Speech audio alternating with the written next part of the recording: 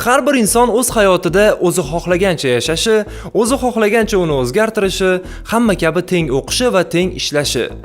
Menimcha gap demokratiya haqida ketayotganligini ko'pchilik tushunib bo'ldi. Keling, loyihamizni bugungi sonida aynan shu so'z haqida batafsil gaplashamiz.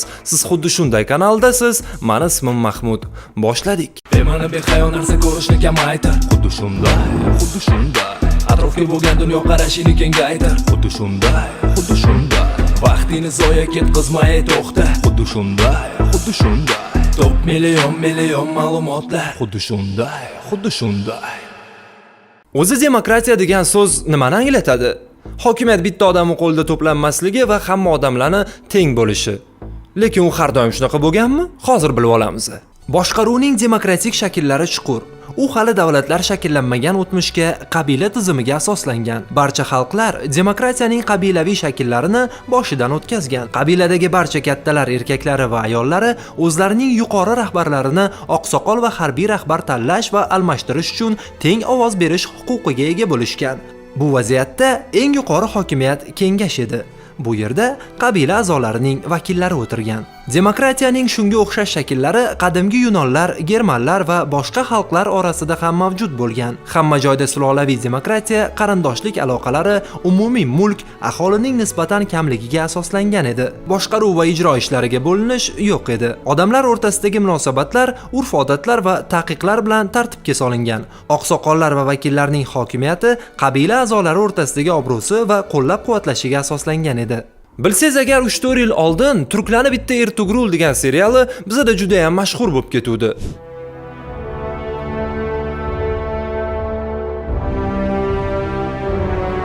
Eslamaganlar uchun bu serial Mo'g'ullar bosqinidan Kichik Osiyoga qochib, o'tda Usmoniy turklarni tuzgan qabila haqida edi. Aynan shu kinoda ham ibtidoiy demokratiyani kuzatish mumkin. Ibtidoiy demokratiya an'analari qadimgi Yunoniston va Rimda demokratik davlatlarning paydo bo'lishiga katta ta'sir ko'rsatdi. Demokratik davlatning birinchi klassik shakli Afina Respublikasi hisoblanadi. Afina miloddan avvalgi 5-asrda shaharni hukmdor Perikl boshqargan davrida gullab yashnadi. Perikl zulmga qarshi edi va uning o'rniga o'z g'oyasini taklif qildi. Bu tizim demokratiya deb ataladi, chunki u oz sonli fuqarolarga emas, balki ularning katta qismiga asoslanadi, deb yozadi Perikl. Uning rahbarligi ostida amalga oshirilgan islohotlar barcha erkin fuqarolar o'rtasida hokimiyatni teng taqsimlashni ta'minladi. Qadimgi Yunon demokratiyasi bevosita xalq hokimiyati bo'lgan. Yo rostdan, hech qanaqa deputat, senatorlar bo'lmagan. Tasavvur qiling, hukmdor butun xalqni oldiga chiqib, qonunlarni omma bilan muhokama qilgan. Biror bir xonada emas, umumiy maydonda. Buni ilmiy tilda primitiv demokratiya deyishadi. Aqlga sig'maydi. Yo'q, sig'adi. Xullas, Periklda hukumatda xalqni bevosita ishtirokini ta'minlashning imkoni bo'lgan, chunki uning demokratiyasi biz bilgan demokratiyadan ancha farq qiladi. Ya'ni qullar, ayollar va muhojirlar ovoz berish huquqiga ega bo'lmagan. Bundan tashqari Afina bu shahar, davlat. To'g'ri, atrofidagi ba'zi qishloqlar ham uni tarkibiga qo'shilishi mumkin, lekin umuman olganda ko'pi bilan 10 ming odam yig'ilgan. Hozir 35 million odamni yig'ishni tasavvur qiling. Bunda ibtidoiy demokratiyaning yana bir axlokratiya nomi ham bor. U juda keng tarqalgan va uni demokratiyaning eng xunuk shakli desak ham bo'ladi. Qarorlar olomonning xohish-istaklari va fikridan kelib chiqqan holda qabul qilinadi. Ba'zan biz axlokratiyaning namoyon bo'lishini kuzatishimiz mumkin, chunki olomon oqilona narsani rad etadi va hokimiyat olomonga ergashadi. Masalan, joriy yilning may oyida Qarshi shahrida taksi haydovchilari xavfsizlik kamarini taqmaslik uchun yangi jarima qoidasiga qarshi o'ziga xos miting o'tkazgan edi. Maqsudaga mana qarangda, Rimga atkaz qilishga shuncha odam yig'ilganda vokzalga turibdi. Agar qarshi bo'lsangiz, keling, biza viloyat hokimiyati ham.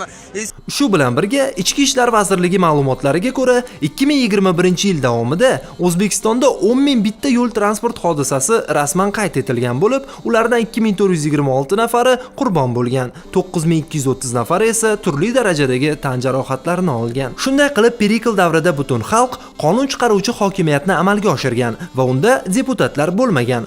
Fuqarolarning katta qismi u yoki bu tarzda shahar davlatda mavjud bo'lgan ko'plab saylangan lavozimlardan birini egallagan. Qonun chiqaruvchi va ijro etuvchi hokimiyatlarga bo'linishlar yo'q bo'lgan. Hokimiyatning ikkala tarmog'i ham faol fuqarolar qo'lida to'plangan. Siyosatga afinaliklar juda qiziqqan, chunki boshqa ishlarni ular uchun qullar qilib kelgan edi. Perikl davrida omma katta kuchga ega bo'lgan. Deylik, xalq bugun bitta joyga to'planib, mana bu odamni o'ldiramiz desa va ko'pchilik bunga ovoz bersa, u odam rostdan ham o'ldirilgan. Ammo Perikl va uning atrofidagilar dono va obro'li odamlar bo'lishgan. Shu uchun ham ularning ta'sirida boy va kambag'al odamlarning o'rtasidagi ziddiyatlar yumshatilgan. Perikl ko'pchilik ozchilikni ta'qib qilmasligiga harakat qilgan. Biroq hokimiyatlarning o'zgarishi va mulkiy tengsizlikning kuchayishi oqibatida Afina Respublikasi ko'pchilikning zulmi avj olgan davlatga aylandi. Endi demokratiya ko'p bo'lgan kambag'allarga, kamchilik boylarni xohlagan kuyga solishiga, bilim darajasi past bo'lgan ommaning mutlaqo qudratga ega bo'lishiga imkon yaratdi. Kambag'allarning boylarga qarshi qatag'onlari, bidatchilar va muxoliflarni ta'qib qilish odatiy holga aylandi. Demokratiya hozirgi ma'nosining umuman aksi, ya'ni tiraniyaga aylanib ketdi. Bu holat albatta Yunonistonda ushbu voqealar sodir bo'lganidan keyin tug'ilgan buyuk faylasuflarni demokratiya munosabatiga ham ta'sir qildi. Misol uchun Aflatun demokratiyadan ham yomoni faqat zulm bo'lishi mumkinligiga amin bo'lgan. Uningcha demokratiya bu qullarga tayinadigan eng yovuz odamlarning hokimiyati hisoblangan. Aristotel ham demokratiyaga salbiy munosabatda bo'lgan va hokimiyat olomon emas, balki bilim bilan boshqariladigan, umuman jamiyat haqida o'ylaydigan ehtiyotkor odamlar tomonidan boshqarilishi kerak degan. Albatta bu buyuk faylasuflar o'z davridagi tarixidan kelib chiqib fikr yuritishgan. U paytdagi demokratiya bilan hozirgi demokratiya o'rtasida katta farq bor. Lekin bu haqida sal keyinroq gaplashamiz. To'g'ridan to'g'ri demokratiya tamoyillari asosida ishlaydigan davlatlar qadimgi Rimda, Florensiyada va boshqa bir qator shahar davlatlarida mavjud bo'lgan. Umuman olganda, o'rta asrlarda butun dunyoda avtoritar, asosan monarxiya boshqaruv shakllarining hukmronligi o'rnatildi. Xullas bitta shaxs bor deylik, ya'ni qirol. Uni oilasi malika, shahzodalar va hokazolardan iborat. Davlat qanaqadir kengash yoki xalq tomonidan emas, bitta hukmdor tomonidan boshqaradi. Hukmdor xohlasa maslahatchisini eshitadi yoki kayfiyatiga qarab duch kelgan odamni o'ldirtiradi. Demokratiya so'zi deyarli 2000 yil davomida Yevropa siyosiy leksikonidan g'oyib bo'ldi. Ishlatilgan taqdirda ham yomonlash ma'nosida ishlatildi. Uzoq vaqt demokratiyaga savodsiz ommaning davlatni tanazzulga olib kelishiga imkon beruvchi vosita sifatida qaralgan. Biroq monarxiya hokimiyatining g'oyalari ham ko'pga cho'zilmadi. Odamlar kimdirga doimiy bo'ysunib yashashni istashmasligini, mamlakatda barcha masalalar bitta shaxs va uning oilasiga tegishli bo'lishi kerakmasligi va hammaga teng imkoniyatlar berilishi kerakligini sekin-asta talab qilishni boshlashdi. O'rta asrlardagi Renessans va islohotlar davri rivojlanayotgan kapitalizm, yangi ijtimoiy sinf, burjuaziya va u bilan bog'liq individualistik, ya'ni shaxs erkinligi haqidagi dunyoqarashning shakllanishi ta'sirida demokratiya g'oyasining hozirgi ko'rinishi bosqichma-bosqich yuzaga kela boshladi. Chunki bo'linishlar hammani joniga tekkandi. Kambag'al qanchalik xohlamasin, katta yutuqlarga erisha olmasdi. Chunki u pastki tabaqa. Mana shunday tabaqalanishlar hammaning joniga tega boshlagan bir paytda endilikda demokratiya kerakligi tushunila boshlagan, lekin u Afinadagidek bo'lishi kerak emasdi. Ha, demokratiya tabaqalanishni yo'qotadi, lekin aholining ko'pi o'quvsiz bo'lib, rivojlanishga, o'zgarishlarga qarshi chiqishni boshlasachi, hukumatni boshqaradigan xalqni boshqaruvchi boshqa kuchlar paydo bo'lsachi degan qo'rquvlar ham bo'lgan. Yana ham tushunarliroq qilib aytsam, Yunon va Rimda siz agar qul, muhojir yoki ayol bo'lmasangiz, tug'ilishingiz bilanoq barcha qatori huquqqa ega bo'lasiz. Hokimiyat sizni bu huquqlaringizni ta'minlashga majbur. Bu demokratiyaning birinchi ko'rinishlari. O'rta asrlardagi qirolliklarda esa sizni huquqlaringiz siz tug'ilgan oila qandayligiga bog'liq bo'lgan. Qandaydir huquqingiz paydo bo'lishi bu hukmdorning inoyatigina bo'lib qolgan. Demokratiya haqidagi xayollar 17-18 asrlarda liberalizm g'oyasi bilan mustahkamlashib borgan. Odamlarda inson huquqi, yashash huquqi, mulkka bo'lgan huquq va erkinlikka talab kuchaya boshlagan. Aytgancha, liberalizm haqida batafsil ma'lumotni o'tgan sonimizdagi videodan batafsil ko'rishingiz mumkin. Biza hozir biladigan demokratiyani birinchi ko'rinishi AQShda tuzilgan. Agar uni qanaqa tuzilganini ham bilishni xohlasangiz, bizning konstitutsiya haqidagi videomizni tomosha qiling. Xullas, qisqa qilib aytganda, AQSh hukumati hokimiyatni 3 ga bo'ldi. Bu qonun chiqaruvchi, ijro va sud. Bu nima degani?